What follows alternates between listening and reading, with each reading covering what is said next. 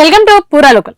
మూసీ నది పునర్జీవ ప్రాజెక్టులో భాగంగా ప్రభుత్వం మరో ముందడుగు వేసింది. అభివృద్ధిలో భాగంగా మంచిరేవుల వద్ద ఓంకారేశ్వర ఆలయానికి సీఎం రేవంత్ రెడ్డి శంకుస్థాపన చేశారు. ఈ కార్యక్రమంలో ఉప ముఖ్యమంత్రి బట్టి విక్రమార్క తదితరులు పాల్గొన్నారు. ఆలయ నిర్మాణానికి సంబంధించిన డిజైన్ ను మూసీ రివర్ ఫ్రంట్ కార్పొరేషన్ ఖరారు చేసింది. చారిత్రాత్మక వీరభద్రస్వామి ఆలయ సమీపంలో ఓంకారేశ్వర ఆలయాన్ని నిర్మించనున్నారు. 8 ఎకరాల్లో 700 కోట్లతో ఈ నిర్మాణాన్ని చేపట్టనున్నారు. ఆలయంలో 100 అడుగుల గాలి గోపురాన్ని నిర్మిస్తారు. మూసీ నది మధ్యలో దేవిపై 100 అడుగుల శివుడి విగ్రహాన్ని ఏర్పాటు చేయనున్నారు.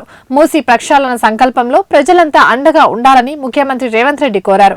ఈశ్వరుడి ఆశీర్వాదంతో మూసీ నది ప్రక్షాళన చేస్తాం. ఎవరైనా అడ్డుపడితే రాష్ట్ర ప్రభుత్వం శివతాండవం చేస్తుంది. మూసీ ఒడ్డున మసీదు, చర్చి, గురుద్వారా కూడా నిర్మిస్తాం. ఇది గొప్ప పర్యాటక కేంద్రంగా మారబోతోంది. గోదావరి నుంచి 20 టీఎంసీలను హైదరాబాద్ కు తరలిస్తాం. మూసీ నదిలో ఎప్పుడు నీళ్లు ఉండేలా చేస్తాం.